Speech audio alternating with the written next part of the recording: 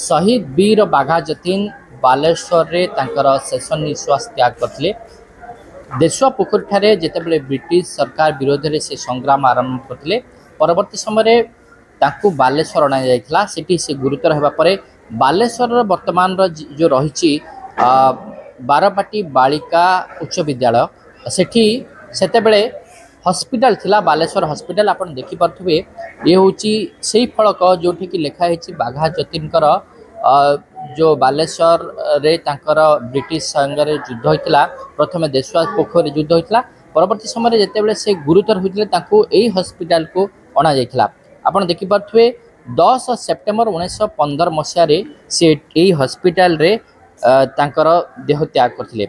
ए अवसर में आम अच्छू बालेश्वर रे वर्तमान जो रही बारबाटी बालिका उच्च विद्यालय सेठी धूमधाम रे पालन होची। या सहित देशुआ पोखरी जो रही सेठी मध्य पालन होची। आपण देखिपे एठी वरिष्ठ नेतृवृंद अछंती एवं बुद्धिजीवी मान अछंती। 2 दिन धरी एठी से माने पालन करछंती। प्रतिक्रिया नहीं जिबा किभली पालन करछंती। आज शहीद वीर बाघा जतीनकर जो आज शेष निश्वास त्याग करते सेते बेलर हॉस्पिटल आज स्कूल रे परिणत होछि। कोन कहबे?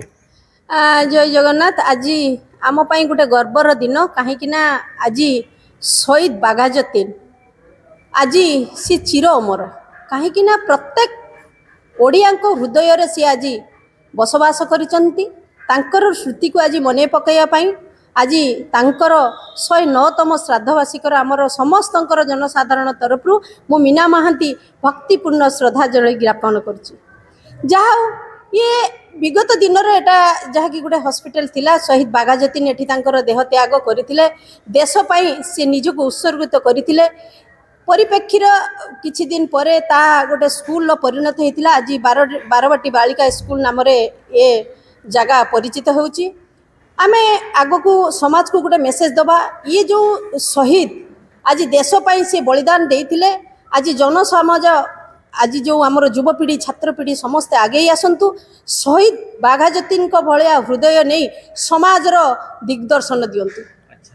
बढ़िया कथा कहले। ये होचंती आपण देखिपे जो फटोचित्र अच्छी आज सकाळू एठी जेहेतु उत्सव को भल भाव पालन कराउची। तांकर जो फटोचित्र अच्छी से पुष्पमाल्य अर्पण कराई दीप मध्य प्रज्वलन कराई।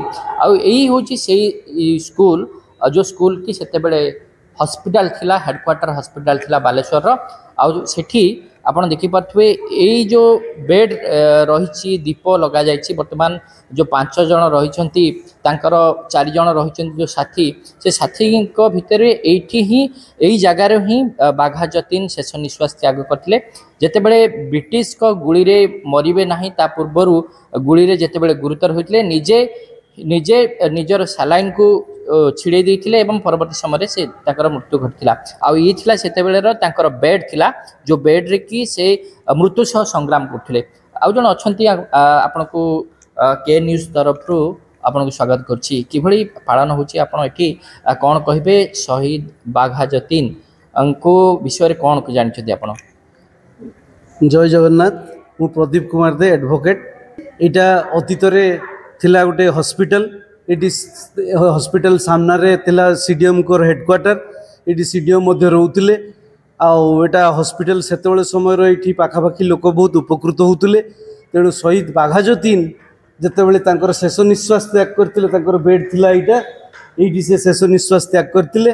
तेणु तांकर स्मृति रे जहाँ प्रति वर्ष एठु रक्त तीर्थ यात्री वर्तमान कलिकता रु आसुचंती। प्रत्येक वर्ष से माने आसी एटाकू ठीक भाव में तत्वावधान करचंती एवं ये गाँव प्रत्येक लोक समस्त मध्य बहुत साहाय्य करचंती। प्रत्येक वर्ष यही दिनटाकू से माने स्मृति दिवस हिसाब से पालन करी आसुचंती। तेणु समस्त को अशेष अशेष धन्यवाद जहाँ तक मन रखिंट। चिरदिन सेमती अमर रुहतु। से बाघ सहित लड़ई करी सेतेबेले समय रे बहुत कम बयस रे निजे शहीद होइतिले एवं यही हूँ बेड ये शेष निश्वास त्याग कर।